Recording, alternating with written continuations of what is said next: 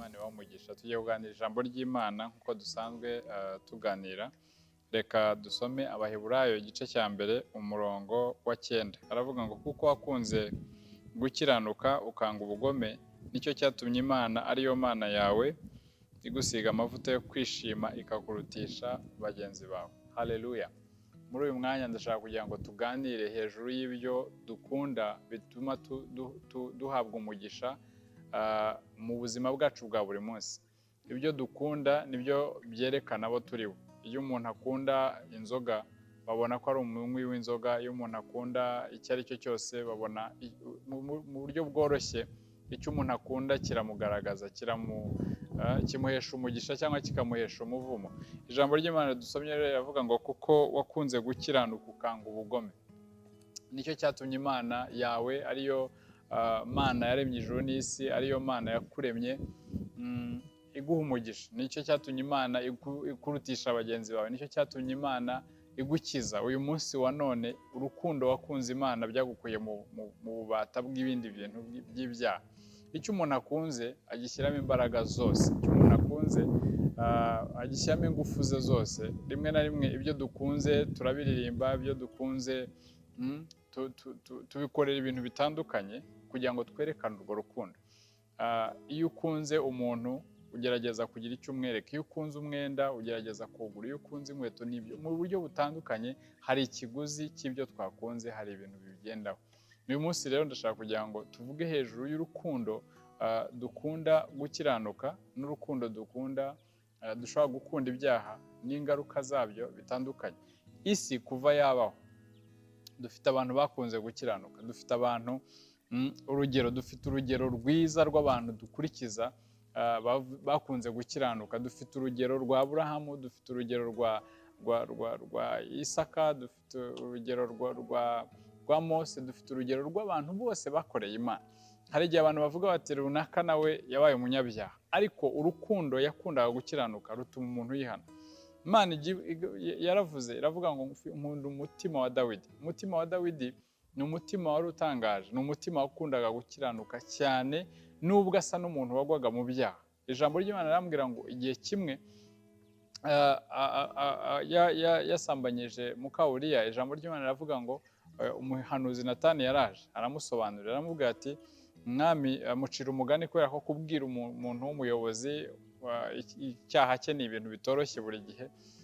Abantu bagerageza gushaka ukuntu babisobanura. Aramubwira ati hariho umuntu wari uturanye n'umukene, umukene afite agatama kamwe, undi afite intama nyinshi. Ngo abone abashyitsi aragenda ajya gufata agatama k'umukene arakabaga akagaburira abashyitsi. Ngo Dawidi abyumve kubera ko yari umugabo ukunda guca imanza zitabera, kubera ko yari umugabo ukunda gukiranuka, yari umugabo ukunda gukiranuka pe. Yarabikundaga nubwo hari igihe byamunaniraga nkuko nawe bishobora kukunanira igihe kimwe, ariko yarabikundaga ku rwego atashakaga kurarana icyaha, ku rwego iyo yakosaga yasabaga imbabazi. Aravuga ati uwo muntu apfe uyu munsi, apfe nk'uko rimwe natwe tujya tubikora iyo bitari kuri twebwe, iyo twumva ari abandi guca imanza no kubicisha, kuvuga turiya muntu nabambwe kubera ko uyu munsi bamufashe yagize gutya. Biratworohera, byorohera abantu gucira imanza abandi no gutuma abandi bashobora guhita babambwa no gupfa, ntitubaha amahirwe ya kabiri iyo biri ku bandi. Ariko ngo Natani aramubwira ati nyagasani, umuntu navugaga nubwo nacaga amarenga ni wowe. Akubita agatima ku cyaha yakoze, aca bugufi, ngo arapfukama imbere y'umuhanuzi, ari umwami, arapfukama asaba Imana imbabazi. Akigaragura gutyo, Natani aramubwira ati Imana yarangije kukubabarira kubera ko yakunze gukiranuka. Iyo umuntu akunda gukiranuka arihana bene data. Iyo umuntu akunda gukiranuka ntashyigikira amafuti ye, ntashyigikira ibyaha bye, ntabwo asobanura abantu. Niba inzoga zarakunaniye ngo utangire kuzishakira uburyo bwa siyanse bwo kuvuga ngo murabona zituma habaho digestion nziza, murabona Paulo yaravuze ngo unywe gake kuko inda yawe yakunaniye. Ntukwiriye kwemera ko inda yakunaniye, ahubwo ukwiriye kuvuga ngo ndashaka gukiranuka. Haleluya. Niba wasambanye, aho kugira ngo utangire ushaka ibyanditswe bigushyigikira, na Dawidi yarasambanye, rero ugashaka abantu bose basambanye, abo muturanye n'abo mudaturanye, abo wumva kure n'abo utumva kure, kugira ngo wumvishe abantu ko atari we. Oya, rira. Ijambo ry'Imana riravuga ngo murire muboroge mwihane, ab'imitima ibiri mukarabe, abasambanyi n'abasambanyikazi babireke. Nicyo kintu gishoboka, nicyo kintu cyerekana umutima wo gukiranuka. Imana irakuzi, izi urugero ukunda gukiranuka, izi urugero ukundaho Imana, izi urugero ukundaho kuvuga ngo ndifuza kureka ubugome, uzi urugero, uzi ubugome wanga. Mwene data, ubugome buri hano hanze ni bwinshi, abantu bakora ubugome butandukanye. Kuroga ni ubugome, kugambana ni ubugome, ishyari ni ubugome. Haleluya. Kwica ni ubugome, ubusambanyi ni ubugome, guca inyuma umugore wawe ni ubugome ubukoze. Rero ijambo ry'Imana ryatubwiye ngo kuko wakunze gukiranuka ukanga ubugome. Uyu munsi ibintu bibe clear. Uyu munsi uvuge ngo ese nkunda iki? Haleluya. Uyu munsi uvuge ukunda iki? Ukunda iki? Iyo uri kumwe n'abagenzi bawe ukunda iki? Nibihe biganiro ukunda? Ni ukuvuga ngo ibyo dukunda byose byerekana abo turi bo. Ibyo dukunda byose byerekana umuhate w'ibyo dushaka kugera. Ibyo dukunda byose byerekana abo turi bo n'ibyo tubamo n'ibyo dusobanukirwa. Umuntu ushaka kuganira kabiri ugatangira kumva ibyo aganira ku bagore cyangwa araganira ku rumogi cyangwa ku nzoga cyangwa ku bindi bintu cyangwa ku bwicanyi cyangwa ku kugambana cyangwa ku gusebanya. Ukunda iki mwene data? Ahari ushobora kuba warahuye n'abakunda gusebanya.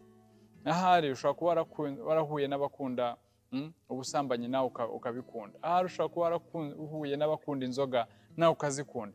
Ntabwo abantu bose bavuka ari abanyabyaha, ahubwo tugenda twigishwa ibyo twakunda, tugenda twigishwa ibyo twakunda bitewe n'ahantu dukuriye, bitewe n'ahantu twabaye, bitewe n'ahantu twize, bitewe n'ahantu n'abaturanyi, bitewe tugasanga twisanze muri systeme yo gukunda ibyaha aho gukunda gukiranuka. Umwana wese ijambo ry'Imana riravuga ritubwira ko umwana ni umwanda uturuka ku Uwiteka, ariko iyo tugeze muri society, iyo tugeze mu bantu batangira kutwigisha ibyo dukwiriye gukunda, uko dukwiriye kubaho, hanyuma ukikanga wagiye mu buzima bwo gukunda ibyaha. Ubuzima bwo gukunda ibyaha rero ni ubuzima muri biriya bigaragara. Hari abantu bakunda gukiranuka, hari n'abakunda ibyaha, hari n'abantu bakunze ibyaha. Tuvuge Kayini na Abeli, harimo wakunze gukiranuka undi agakunda ubugome. Ubwo akunze ubugome niwe wafashe umwanya yica mugenzi we. Haleluya. Mu isezerano rya kera n'iry'ubu harimo abantu bakunda gukiranuka n'abakunze ubugome. Rero Bibiliya ni akabarore. Ijambo ry'Imana riratubwira ngo murebe Abisiraheli, murebe uko bagenze, mubigireho, niko kabarore. Urugendo rw'Abisiraheli mwese muraruzi. Muzi ko hari abantu bakundaga ubugome, abantu bene Kora, kwa Kora na bagenzi be na Dotani n'abandi bagomera Imana, bagomera Mose kubera ko bakunze ubugome. Hari n'abandi benshi, hari n'abakandi ku gihe cya Yosuwa bagiye bakunda ubugome. Niba Imana ivuze ngo ntimukore iki, abantu bagahitamo gukora ikibi.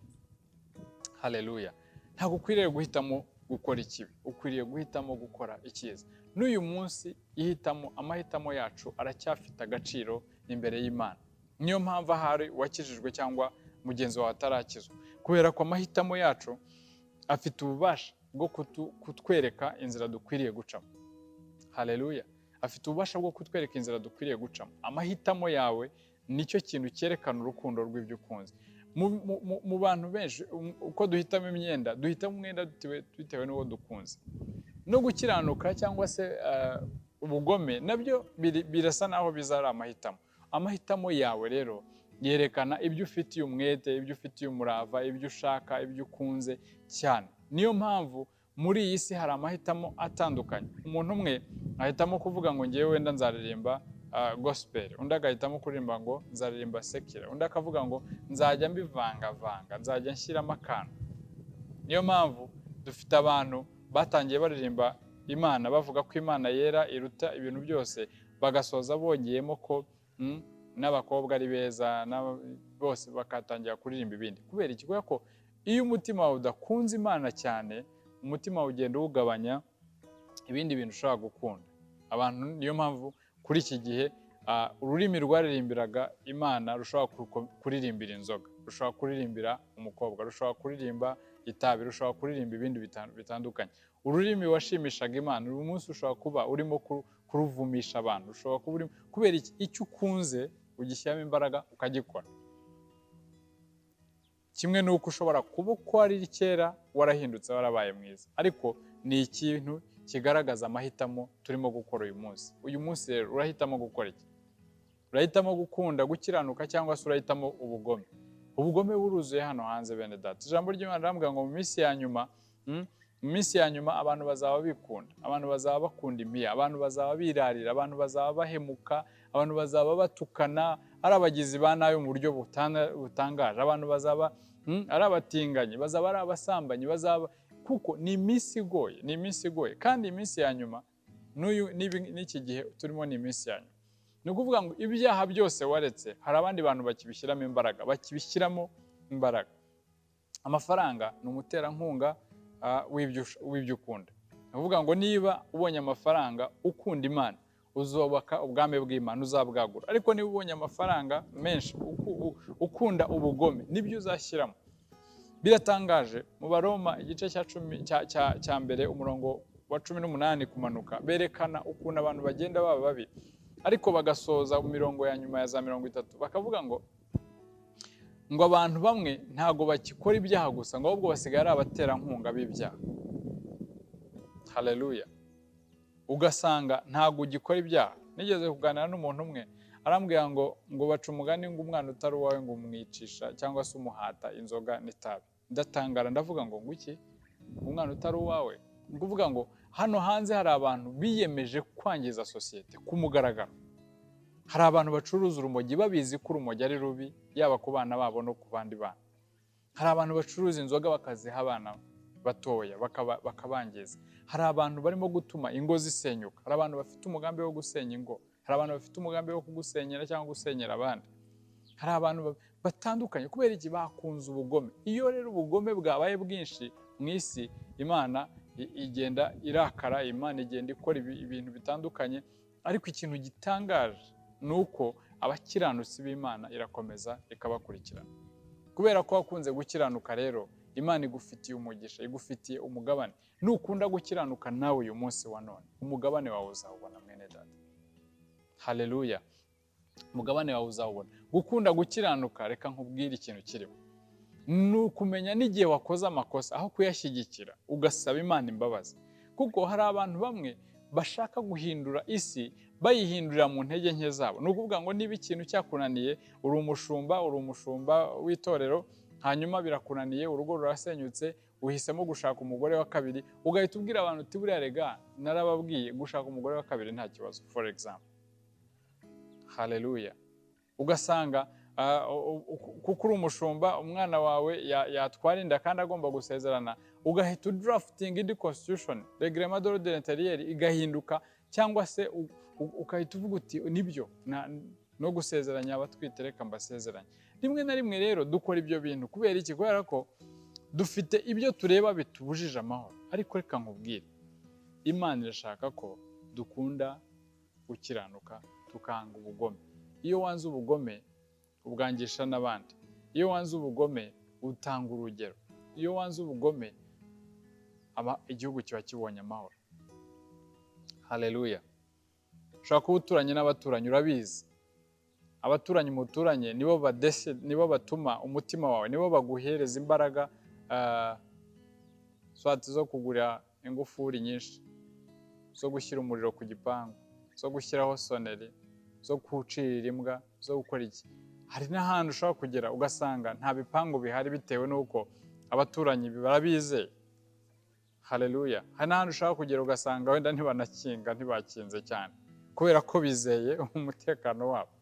Ariko ni ukuvuga ngo kubera ko dutuye mu isi irimo abagizi ba nabi, irimo abarozi, irimo abacuraguzi, irimo abajura, irimo abahemuka batandukanye, ikintu gitangaje bituma ubuzima bw'abantu bujya mu kaga. Ariko reka nkubwire ngo inyungu ya mbere yo guhitamo gukiranuka ntabwo ari wowe gusa, ahubwo bigirira umumaro n'abaturanyi bawe, bigirira umumaro abo mwigana, bigirira umumaro abo musengana, bigirira umumaro abantu batandukanye. Niyo mpamvu Imana ibabazwa n'umuntu wafashe amahitamo yo guhemukira abantu, kuko gukiranirwa kwa mbere gukomeye kugira ingaruka ku bari mu isi. Ijambo ry'Imana ni ukuri.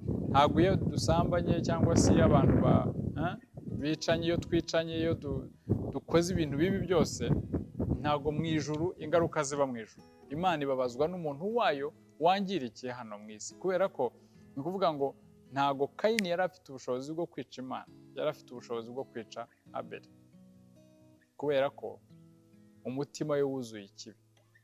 Uyu munsi Imana nta maraso ikubonaho, nta rubanza ikubaraho. Niba ufite amaraso mu biganza ukwiriye kwihana, kubera ko ushobora kuba hari abo wishe abantu batabizi. Ihane rero. Uyu munsi nta busambanyi Imana ikubonaho, ntago twabimenya, ariko wowe ubwawe urabizi. Niyo mpamvu iyo mvuga nganiriza abantu cyangwa se nkabwira abantu straight mu mitima yabo, wowe imenye uri muntu ki, uhagaze ute. Imana irakuzi mwene data, irakuzi, ntago ukeneye undi muntu wari we wese. Twebwe twakubona nk'igitangaza. Hari n'ibintu byadutse kuri iki gihe aho abantu bigisha abantu cyane kubabwira ngo mureke abantu bavuge ngo bazaruha. Ngo mureke abantu bavuge ngo ntimukababazwe n'ibivugwa. Ariko ijambo ry'Imana rirambwira neza ngo nicyo gituma abantu bakwiriye kudutekereza ko turi ibisonga bya Kristo. Nawe ukwiriye kumva abantu bakuvuga bavuga ngo uri umusambanyi, ngo hanyuma ngo urakazwe nuko bavuze ko uri umusambanyi. Gerageza isuzume, ese kuki barimo kuvuga ko uri umusambanyi koko? Kuki barimo kuvuga se ko ushobora kuba ufite umugore wa kabiri? Kuki babikeka? Kuki barimo kuvuga ko ushobora kuba wihishukanywa inzoga? Niye mpamvu bibatera? Kuki bagutekereza gutyo mbese?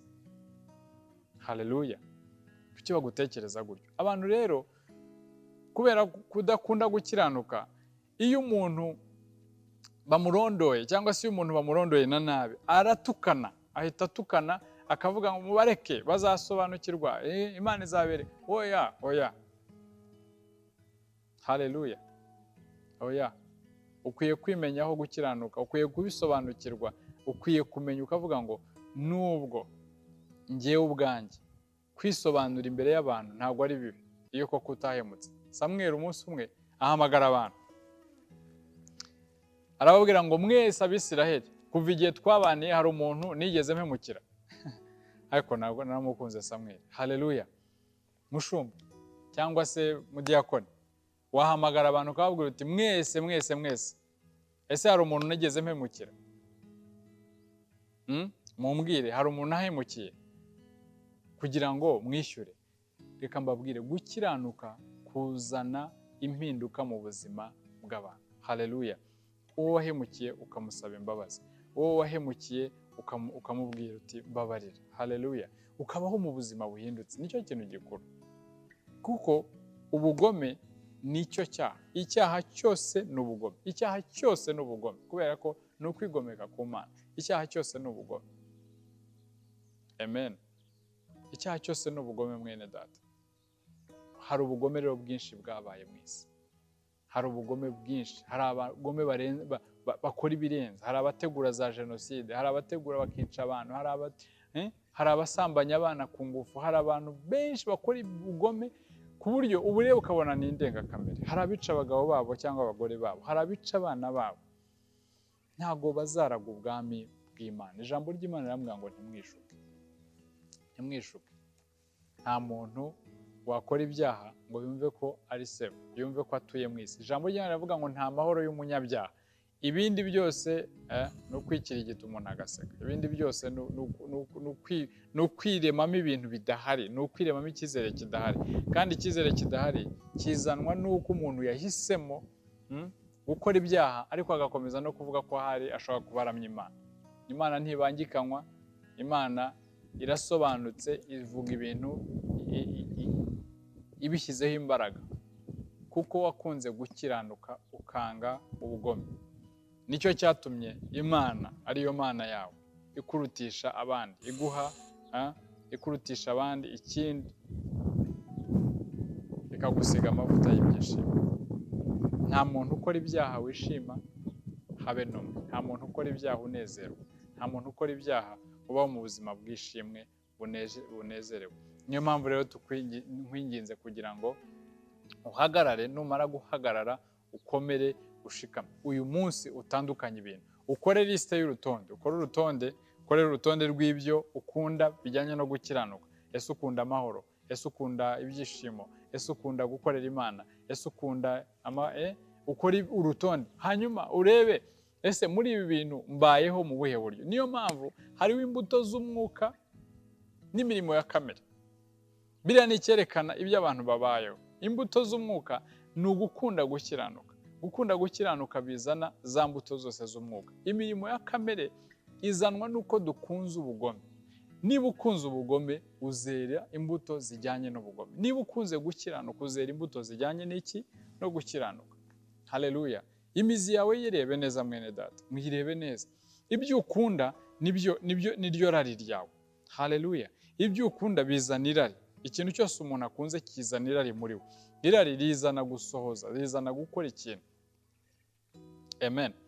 Ni ukuvuga ngo icyo ukunze nubwo utakibwira abantu, cyo ubwacyo kiragutegeka. Icyo ukunze kiragusunika. Icyo ukunze kigusunika gukora ikintu runaka. Cyangwa se icyo wanze nacyo kigusunika gukora ikintu runaka. Icyo wanze kigusunika kuri resistance. Icyo ukunze kigusunika kikujyana gukora ibyaha. Hari abantu benshi niba ufite ukunze ubusambanyi, ni ukuvuga ngo irari rikurimo riragusunikira kujya gusambana. Niba ukunda inzoga, irari rikurimo riragusunikira kudaca ku kabari. Niba ukunda kwiba, irari rikurimo riragusunikira guterura ibitari byawe. Amen. Ukwiye guhinduka rero. Ukwiye kumenya ukamenya ngo igihe kizagera. Reka nkubwire, abantu bose bakora ibyaha birengagiza ko umunsi umwe bazajya imbere y'Imana bagacirwa urubanza. Iyi si tuyirimo igihe gitoya. Iyi si ntabwo ari igihe kinini. Umuntu uzaramba cyane, mubarimo kunkurikirana, nuramba cyane. Ntaguha imyaka mike, reka nguhe imyaka 150, ariko nayo izashira. Haleluya. Warambye. Ariko hari abazagenda kuri mikeya, hari abazagenda ku 10, 20, 30, 40, gutyo. Ariko imbere y'Imana ijambo ry'Imana rivuga ngo abantu bose bagenewe gupfa rimwe, abagome, abajura, abasambanyi, abakiranutsi, abapadiri n'abapasiteri, bose ni rimwe gusa. Haleluya. Nta muperezida uzapfa kabiri. Oya, kuko ari perezida. Nta mufundi uzapfa kabiri kubera ko ari umufundi. Oya, abantu bose ni rimwe. Haleluya. Uriwe wese uzapfa rimwe, hanyuma nyuma yo gupfa habeho kuzuka. Amen. Nyuma yo gupfa habeho kuzuka. Hanyuma nyuma yo kuzuka rero bamwe ngo bazazukira ubugingo, abandi bazukire gukorwa n'isoni bitewe n'iki n'ibyo abantu bakunze. Bamwe bakunze gukiranuka, abandi bakunze ubugome. Hariho inzira ebyiri. Hariho inzira y'ubugome, hariho n'inzira yo gukiranuka. Kuva mu itangiriro kugera mu byahishuwe tugenda tubona abantu bafashe izo nzira ebyiri. Haleluya. Niyo mpamvu abantu barimo kubigisha bakabigisha ngo Yesu yarabirangije, mukora ibyaha mutuze. Barimo barabashuka. Bashaka ko murimbuka, kuko ijambo ry'Imana riravuga ngo inzira igana kurimbuka ni ngari cyane kandi abayinyuramo ni benshi cyane. Inzira ntoya rero kandi ifunganye, impamvu abantu badakunze kwicamo, ni inzira irimo gusaba discipline, ni inzira isaba kutarenga ingabano, ni inzira isaba kugira ibyo urya n'ibyo utarya, ni inzira isaba kugira ukumvira Mwuka Wera, ni inzira isa naho nyine iri narrowed, ni inzira ntoya cyane. Haleluya.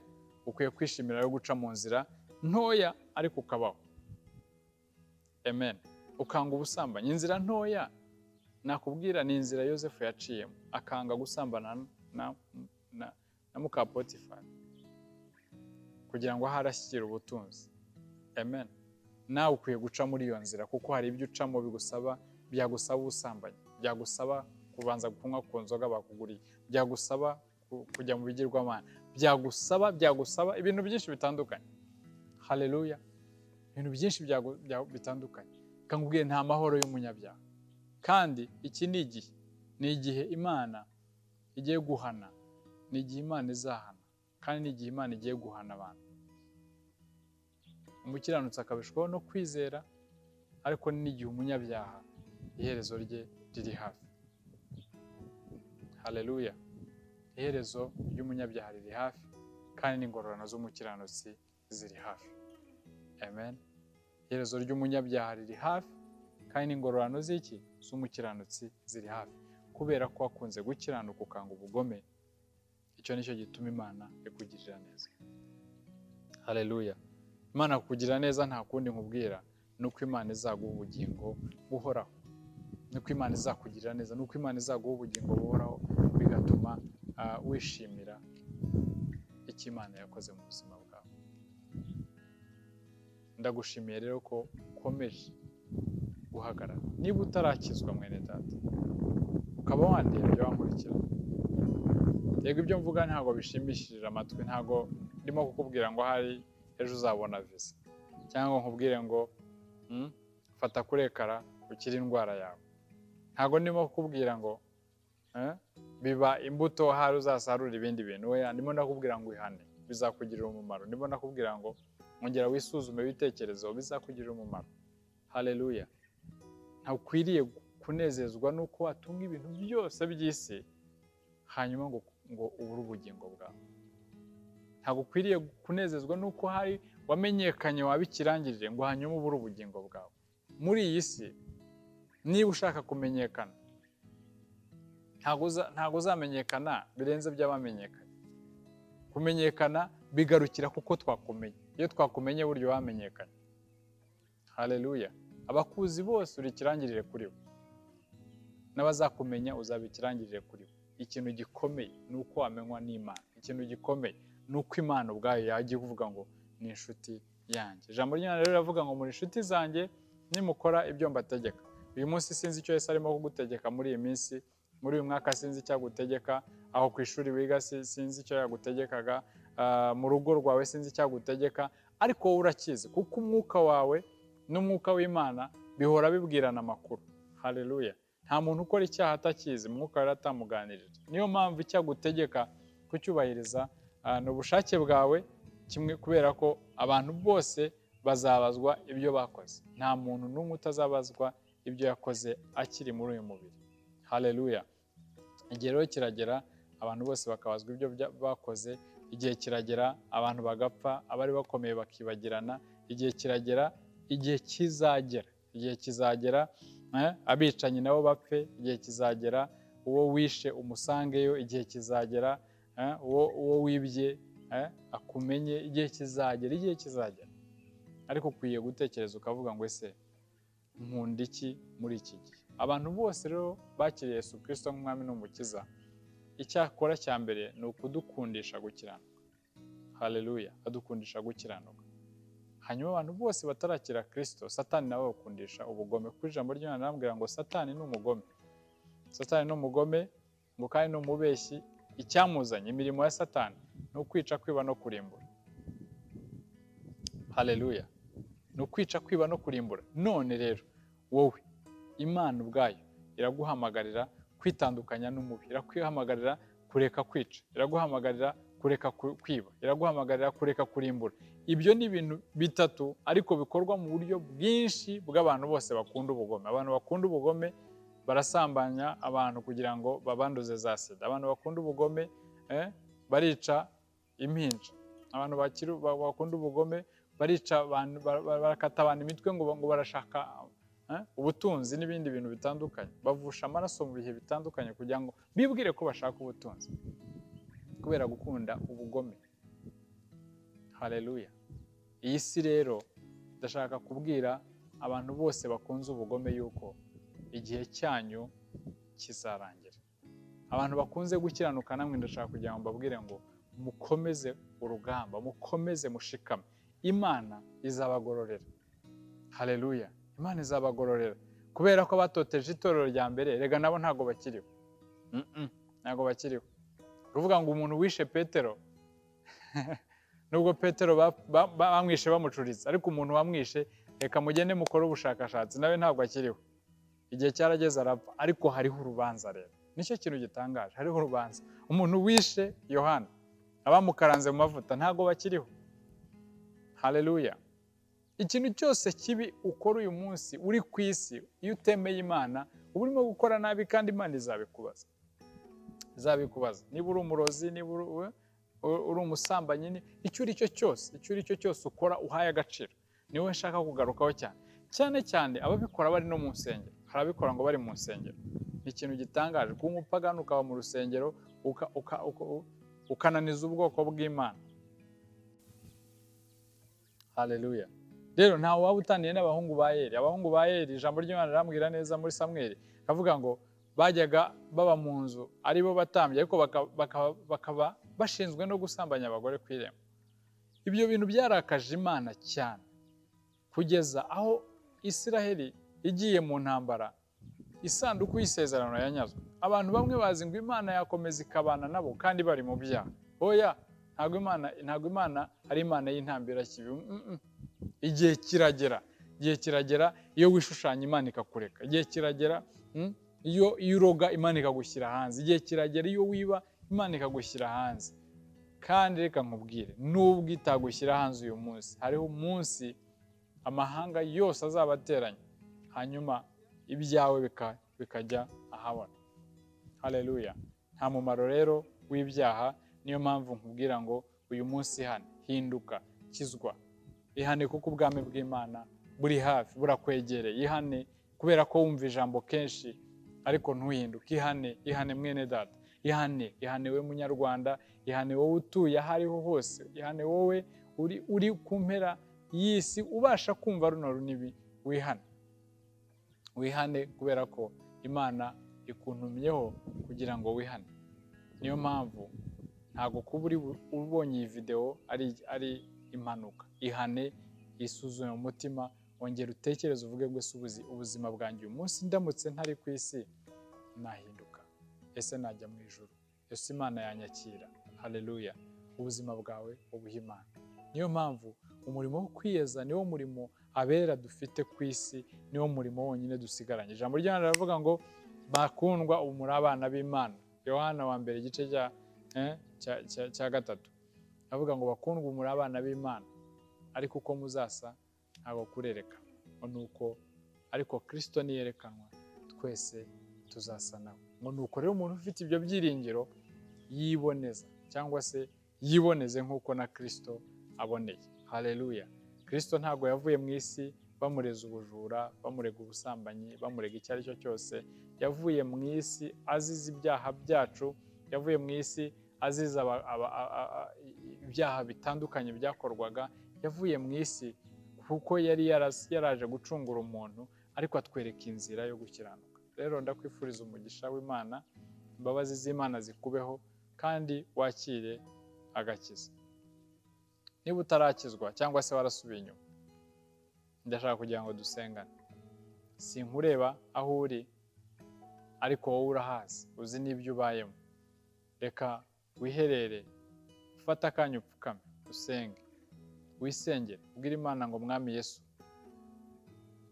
ndaje imbere yawe, ndatsinzwe n'ijambo ryawe, nzi ibyaha byanjye, ndakwinginze unyeze, untunganye, mbashe kuba umuntu ushyitse, kandi mbashe kuba igikoresho cyaba icy'umumaro mu bwami bwawe.